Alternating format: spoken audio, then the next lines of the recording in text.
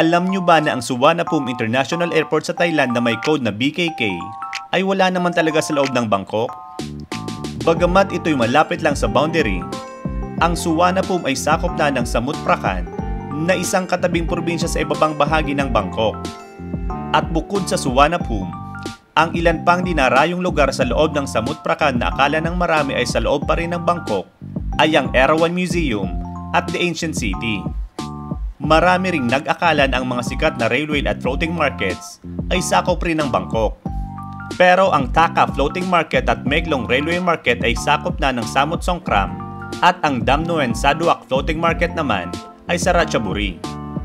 Marami pang magagandang pasyalan sa Thailand na akala ng iba ay bahagi pa rin ng Bangkok, katulad na lang ng Pattaya dahil sa Sanctuary of Truth at mga beach resort, at ang sikat na Ayutthaya na naging unang capital ng Thailand kung saan matatagpuan ang mga sinaunang templo.